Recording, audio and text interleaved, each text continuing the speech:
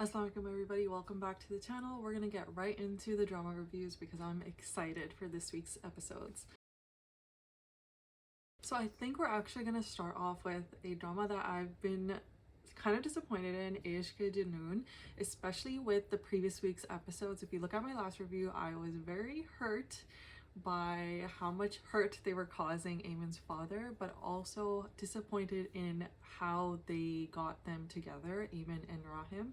But in this week's episodes, we get to go a little bit past that point and see what their life is like now. I have to just say though, like, the fact that everything that happened in the previous week, so you can refer to my previous episode about it, I just feel like it made me like the drama a lot less. Like, otherwise Ishq E Junoon I was really enjoying, even though I felt like certain things were just being like prolonged. It was really good, but those previous two episodes really hurt the way I see the show now. But I know that we have to kind of just move past it in order to basically enjoy the rest of the show. My biggest problem with Ishq E Junoon right now is the fact that Rahim, who is this business mogul, right, he's followed the steps of his father, he knows how this business works and all of that, and he understands how like leaving a good impression is extremely important, but he seems to throw all of this out the window to appease Ayman, or like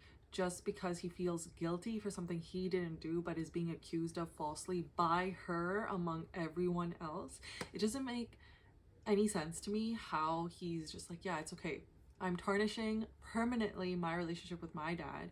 He just didn't seem too bothered with Ayman's dad like not approving of the situation and just continuing to let him think what he wanted to think. And then we have Rahim and his father now. His father's like, you actually got married to her, why would you do this and whatever. Like, both of the dads are so hurt, and both of them, with the knowledge that they have, are right in their opinion of being like so concerned. And like, why were they so concerned for their respective kids when they actually had everything sabut ho gaya, basically, right? So I totally understand why the dad is on both sides are so frustrated, and I don't understand how their respective children don't seem to understand or care.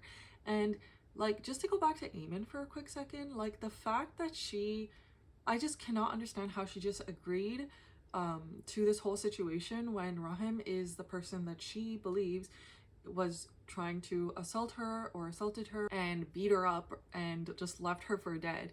And she's just like, yeah, I can do this, I can get married to you.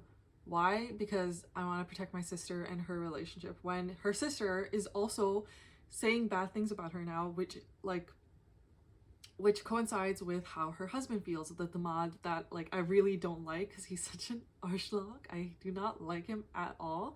And she's willing to risk everything, literally go marry this person that tried to kill her for that. Like, it doesn't make any sense to me.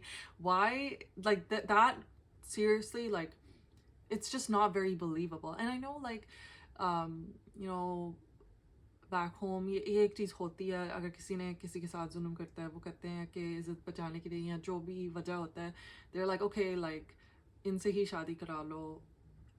But that doesn't make sense.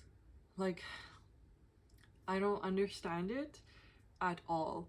And now going back to Rahim, the fact that he knows, he decides to post a picture with her and all of this stuff, like he's just like doing things without much thought, or at least that's what it seems like. And obviously his ex is gonna see, obviously his ex's father, who is this really powerful politician who they, you know, had a very close relationship with, and now he knows that he's not happy that, you know, jo bhi hua uski beti ke saath, right? You're just making it all public. You think they're not going to get upset, they're not going to have a reaction, like you think people are just going to let things go. And then what's crazy, oh my gosh, it's just so difficult to watch sometimes, because I'm like, this doesn't seem like something that someone in his position with his knowledge and his character would do so openly. The other thing is, like, someone also mentioned this, I think I was reading comments on like the episodes, and they were saying, and I was thinking the same thing. I don't know if I mentioned in my previous episode, but whatever. Ayman is like categorically, it's been diagnosed that she's suffering from some level of memory loss. So you can't blindly rely on this, and like the reporters are going with it, the parents and the families are all going with it, and it makes no sense.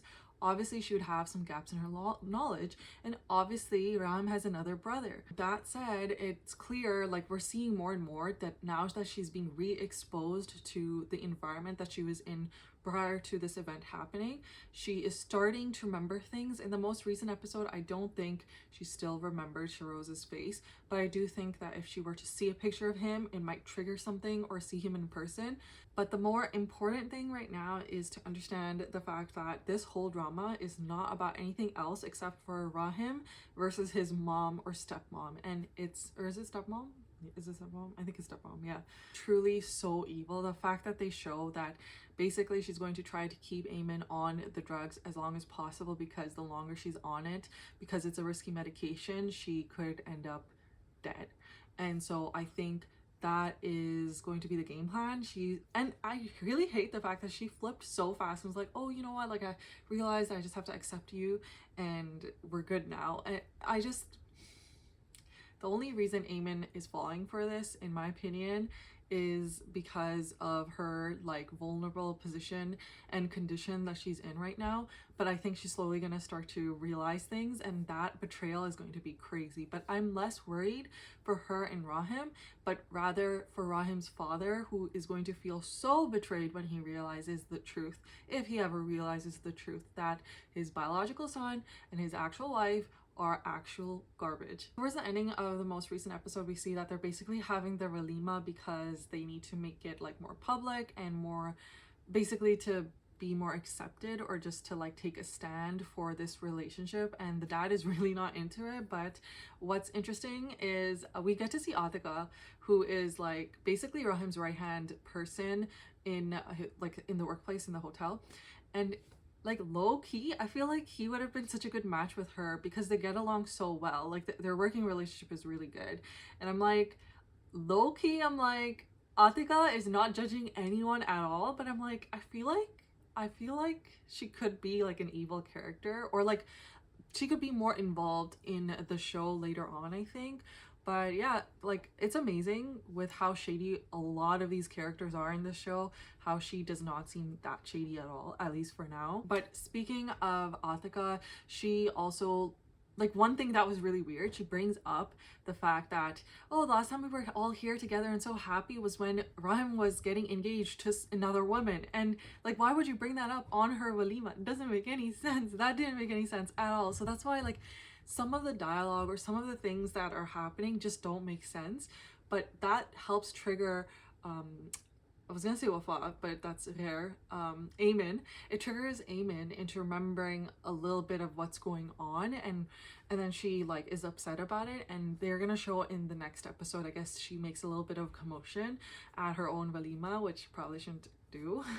But I think the main thing that we're seeing with the show so far is that Eamon is really unstable, and no one else is really there for her or taking care for her the way they should. Like, this is a problem, the fact that everyone else is just acting like nothing is different and just expecting like the same level of person Eamon used to be, but she's still in recovery and she's still trying to understand, and then she's getting thrown into this marriage and these toxic people, like these toxic rich people. It's just too much. I'm not sure what's gonna happen in the next couple episodes, but I am looking forward to the father-in-law or the ex-father-in-law probably trying to mess with Rahim or really take out his anger, because what the heck is Rahim doing?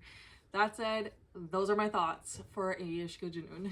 Next, let's talk about Duniyapur. I normally start off with my favorite drama, Qarz E Jaan, but I'm gonna wait because I just get so excited when I'm talking about Qarz E Jaan. So when we're talking about Duniyapur, we see so far in this episode a lot of things happening, but honestly, like I feel like things are being stretched out. I feel like there could be more stuff happening in the episodes, but in this week's episode, we see Anna being extremely naive and going to the people that hate her and then trying to reason with them, and then she gets captured, and then of course Shamir finds out, and then he like tries to shoot at her but obviously intentionally misses, and then she's hurt by this, but also like not, because she probably understands, but like it's just a little frustrating to see this like love story happening when there's like people dying and families like falling apart because of everything. It just, I don't really like it, like the love story stuff that they're trying to subtly show but not very subtly. Like we have this couple, these two people that, you know, love each other but like are playing hard to get with each other, and they're having their own little romance and dance. Then we have their dads that are literally trying to kill each other. It is so funny. The contrast is insane. But one thing we definitely see is that Nawab is like super, super evil. That's the thing that we learned, and like we knew this from the very beginning, but it just keeps getting reinforced because he's like, you know, these people are like scum, they deserve to be trampled on and stuff like that. And it's just like, bro, it's not that deep. Like you're on your way out anyway. Like why do you have so much hate? Why do you think you're so much higher? Like you're literally on your way out. You're really not that better than anyone else. And then we have Adam, Shamir's father, and we see that he's not as evil, but he definitely follows in the footsteps of Nawab because he's grown up with him and he understands what it takes to stay in power. So I wouldn't say that Nawab is much better. I would say both of these adults need to be out of the picture because there's so much bloodshed because of these people just trying to stay in power. And that's the thing I was thinking about. Like honestly, like I just feel like, you know, the whole game is just like, I'll kill someone from your family, then I'll kill someone from your family, then I'll kill a couple of your people, then I'll kill a couple of your people. I feel like what we could do is just have this like really intense game of Risk or chess and not have people die in real life. Like that could be so much better. I just feel like, you know, like they need to use some kind of AI technology to simulate their actual like positions and what they have so that people don't actually have to die, because this is so unnecessary. I really don't feel like any of these deaths are needed at this point. And I wanted to shout out a couple things. First, I noticed that, you know, like the police officer that is helping Shamir, it's so funny because why is this guy who is an ex-police officer walking around without a gun and everyone else has a gun? It doesn't make any sense. They couldn't give him one. Like they have a whole stash apparently. So like why is he just prancing around? Like, and he can handle a gun. He's not like this actual civilian, like he knows what he's doing. So this is just so weird to me. I noticed that and it kind of bothered. And another thing I noticed was that the uncle, who I think is actually related to Nawab, but his name's Zamir, and he just got thrown out. Like they don't care about him. Like it didn't make any sense. And the Nawab is basically like, oh, like just get rid of him, I don't really care. And I'm like you can't just constantly be creating enemies. And then he welcomes him back towards the end. One thing I liked was like Zamir, like his disheveled hair when he was captured and stuff. It just felt more like realistic. I really liked it, and I really liked the acting in those moments. But it was just kind of sad though. And then he eventually goes back to Nawab, but I think now he will betray Nawab. I feel like Nawab is gonna be aware that this guy knows, or probably knows, that I don't give a shit about him. So we'll see what happens. But honestly, like I feel like this show needs to have 2 episodes a week because it's just so difficult to hold on and enjoy the story when you get so little information in every episode and it's coming out weekly only. Oh, and before we move to the next drama, my favorite thing is Nimrod getting her revenge on that auntie. And what's really weird is like she's a lot older than the people that Nawab is interested in. He's constantly still asking for another bride, and he wants someone that's really young, and he's also going to be super miserly and be like, I want to give them like the equivalent of like $50 as like money gift or whatever. And I'm like, or meher maybe. I'm just like, bro, like why are you being so stingy? And the amount that they were asking for originally, which was 500,000 rupees, I don't think that is like a drop in the bucket for him. So why is he being like that? I don't know. But I really like Nimrod getting her sweet revenge, and I like that she's making her suffer, but it's also like what's next for her? Like what's going on there, right? Like there's gotta be more to her character for sure. Oh, and also we see that like Shamir's cousin is really into him. I don't really like, she's going, I actually think, oh, I should say this, I think that Shamir's cousin, who they were supposed to be getting married at some point, but obviously Shamir like is in love with Anna now and obsessed with her, but I think moving forward what's gonna happen is they're gonna make her get married to Nawab, because she's also a young bachi, right? And they don't actually care about her. They really don't. Like in that family they don't care about her, and she doesn't have anyone now. And then Shamir is gonna get married to Anna. Like I feel like there's gonna be some kind of exchange like that, which will be really interesting. But let's see what happens. All right, let's go right into Ghair, which I have been like enjoying the show a lot more, especially given the fact that like Wafa has really been standing up for herself, and I really appreciate that. But what's so funny is like Shifa. Okay, let's talk about Shifa. Fa is so thirsty, and it's so funny because she's like going and she's so like, I'm gonna defy my family again and go to the guy I'm engaged to and tell him I'm not interested in marrying you. She goes and she's like slowly realizing how much power, wealth, and everything he has, and like she's like going through these gates and they won't let him or let her see him. And then she sees like a poster of him because he's like a politician and who's apparently running for prime minister. Okay, it's a little bit much, but whatever. And like, and then she's like seeing like, oh, he's kind of like cute or handsome or whatever, right? And then she's trying to get an appointment, and then she finally gets to see him, and she's just like, they go in like slow motion, she's just like, damn. And I'm like, and what's kind of frustrating is the guy is supposed to be like a good looking, tall, handsome person, right? And then on top of that, he has influence and power and obviously a lot of money, and he has all these people that serve him. And even though she comes from wealthy family and background, obviously they're more well off, right? And it's just frustrating because he's also like respectful, kind, and attentive, and he's enjoying her company. He wasn't expecting the encounter, so it's just, I just feel like it's so annoying that she's gonna get like a happy ending, but then I'm also like, he's a dirty politician, right? So how happy of an ending could she possibly get? But I don't know, it just feels like if you're gonna do that level of injustice to someone, to Wafa and Solace by extension, it just seems like you don't deserve to be happy. But I know that in reality, like, that's like, people don't get the justice that they deserve oftentimes, and a lot of bad people end up getting to enjoy life even though they've hurt other people. But it's okay, because I really enjoy the fact that Wafa is, while they're going towards the end of their relationship, I do enjoy the fact that Wafa is really like taking a stand for herself. And it's just, that brings me to Solace. It's just a little frustrating that after so much time has passed, he is suddenly going to Wafa's dad and being like, you know what, like, she's still my wife. And I'm like, bro,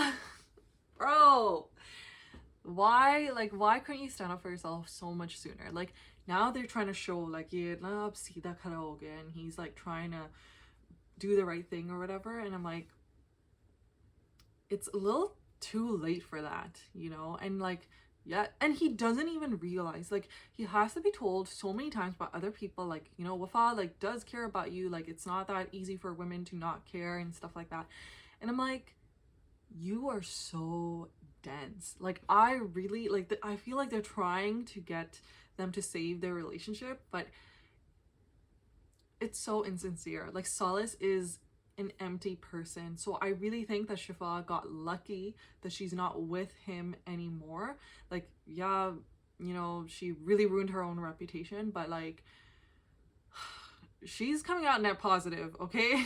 So I feel really bad for Wafa. Like, I'm not understanding what is the direction that they're gonna go, because I just cannot understand how this is a good relationship, because I really feel like Solace is not a whole person, and it's just been really disappointing. And then also we get to see a little bit of the Popo again. She accidentally hits someone and does a whole hit and run situation, and I guess it's karma coming for her, but also she's not in touch with her family, so I don't know how they're going to help her.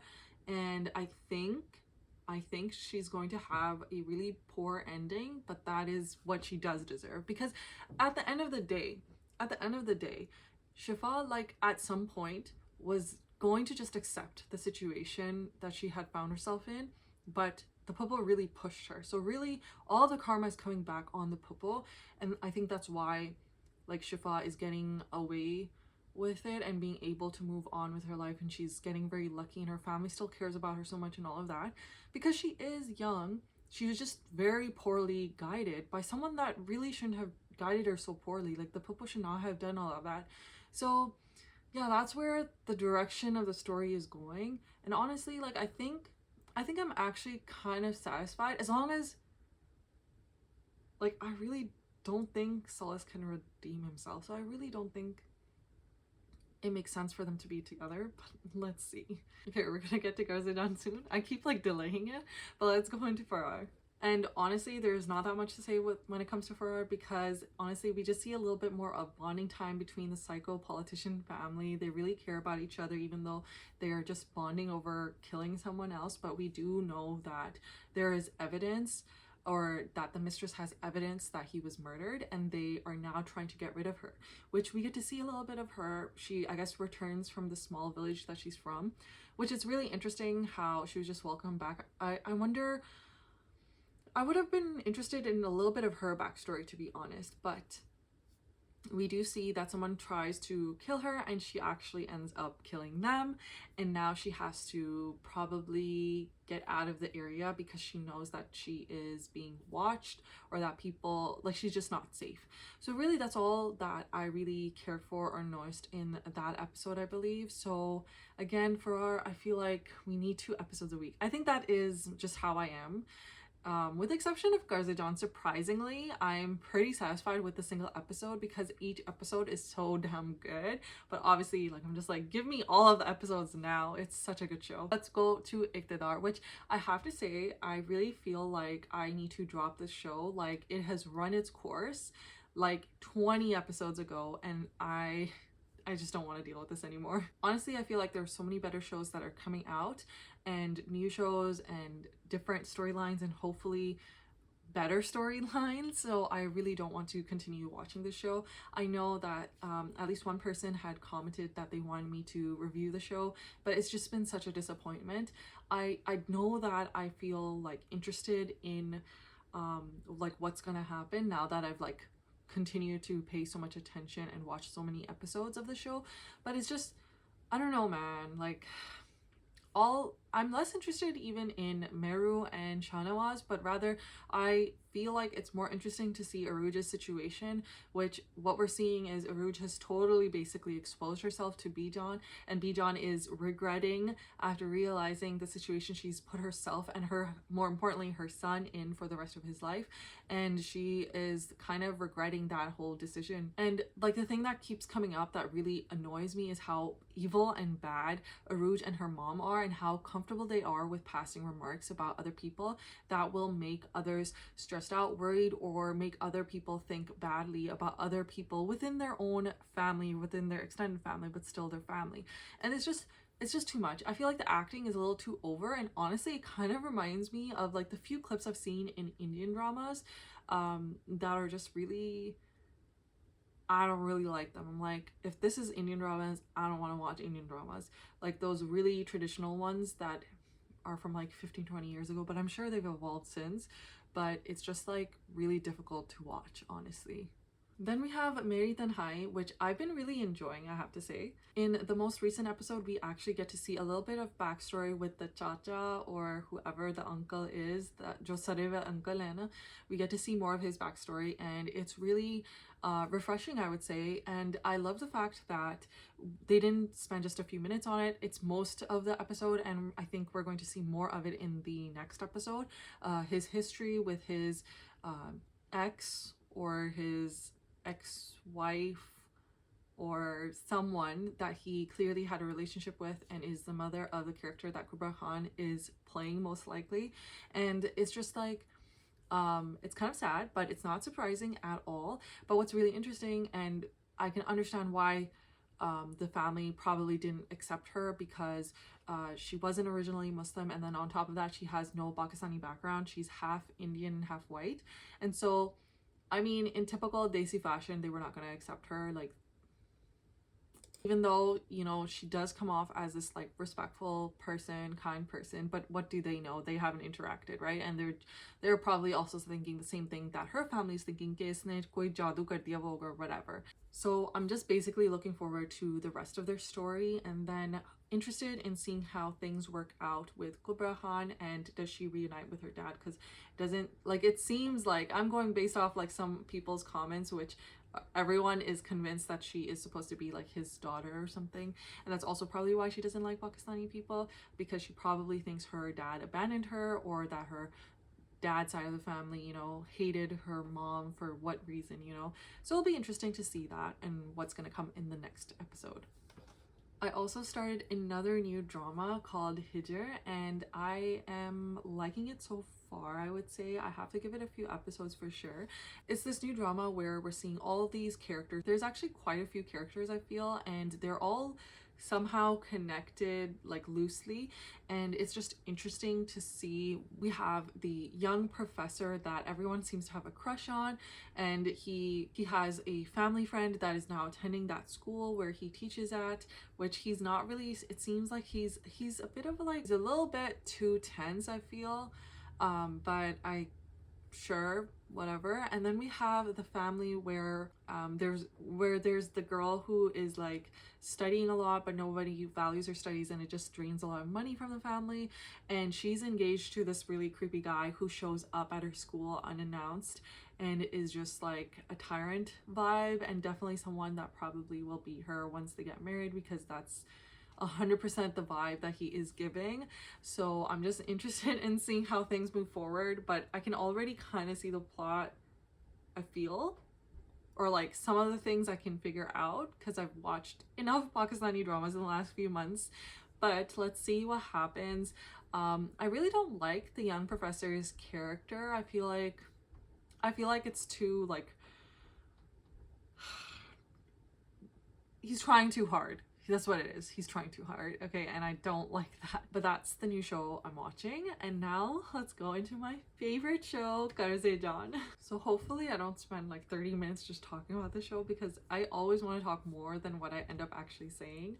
But it's because the show is just so good. First of all, we finally get to see Asim, and we finally get to see him interact with his family. Not everyone has met him yet, but he is back in the picture, and his son Burhan, who is the lawyer person that Nashwa works for, he ends up buying the house back for Asim. And it's funny because I'm sure he knows that it's actually Asim's own property. I feel like he would know that, right? But anyway, he understands. So they both get to meet kya kehte hain, Nashwa's mom, I forgot her name, but Bisma is her name. So they get to meet each other after so long, and he gets to see that she's basically a shell of a person. And it's crazy because Asim and Bijan, who is his sister, I guess, they have not met with the family, or I guess spoken to the family, in so many years, because they don't even know what Nashwa looks like. That's crazy to me. Doesn't like, not even a picture, not once. Like, come on, how do people... I'm gonna not say anything. This episode was definitely refreshing and a lot easier to digest than I thought it was gonna be, given the previous episodes. But yeah, I really enjoyed the episode, and I was really hoping that Burhan and Nashwa are going to realize that they're related sooner, but that's okay. And people were saying that they think that Burhan is adopted, and honestly I think it makes a lot of sense, because Burhan would have to be like significantly older than Nashwa for him to already be graduated and be a well-established lawyer. So he's gotta be like adopted. Yeah, it makes a lot of sense, I think. And or like, yeah, adopted, or like he married someone who already had a child, something like that. So basically though, I'm just so excited. Oh wait, and the fact that they're not actually cousins, even though it doesn't really matter in like Pakistan, there's more chances of them getting together. But I don't really care for Burhan and Nashwa. I want Bisma and Asim to get together, because it would just be nice. It would just be nice. Like, what's wrong with that? It would be nice. And it was so cute when Nashwa met Asim uncle, and like it was like a really like wholesome few minutes, and it was just like a nice experience. And yeah, I just really liked it. But on the other side, we have the really scary dadi slash mother-in-law, and she's so evil, and she's really good at like showing her like gandi nazar, because she just hates Bisma for what. And I really think it's because she probably thinks that she is the reason her son died, and like if one of the two were going to die, why couldn't she die instead of her beloved son? She's just so harsh, and she's like, oh, uski nazar lag jati hai, and like I know, and like she's just so evil, man. Bro, like chill, let her live. Like it's so sad. And like I wonder sometimes when Bisma thinks like, oh, why did I live this life of servitude for these people that devalue me so much? And she's like, mere pao dabao, ye karo, wo karo. And like she truly, uski value kam hai compared to even like जो लोग काम करते हैं उनके घर में. Like that's the crazy thing. And like it's really like, I feel like she would be embarrassed, and like I felt like she was a little bit embarrassed when meeting Asim, because it's like she really is a shell of a person, because anyone would be in that situation. Not that we've like seen them interact that much from like the past, but the few moments you do see that, you know, she was more lively and happy and all of that compared to how she is now, which is like totally dead inside. And also I was very curious in the previous review, like I was wondering, does she like how she related to this family, and it seems like they're actually cousins. So Asim and Bisma were cousins, so that in my head it means that, you know, she probably comes from a similar level of class, I would think. And so I'm like, why didn't you just return home? Why did you not have family that could support you to get married again? Like, did they not, or are they exactly like this family and they just think women are disposable? I guess I don't know, but I have more questions than answers, but I'm very excited moving forward to the next episode for sure. Let me know in the comments if you guys have any thoughts regarding Qarz E Jaan or any of the dramas that we're watching. And also, are you going to be starting any of the new dramas? There's this other drama, it's called Dastak, that's going to be coming out, I don't know when. And it's kind of funny because when Pakistani dramas, they air trailers, they almost never like release the release date until way later. But yeah, I don't know when it's coming out. I'm really interested in that one. I don't even remember what it's about, but I remember watching the trailer and really liking it. So yeah, let me know if you're gonna watch that drama or any other new ones. Yeah, and I'm sorry, I'm gonna drop Iqtidar. I can't do it. It's just like, it's not worth my time. But yeah, I will see you guys in the next episode. Assalamu alaikum.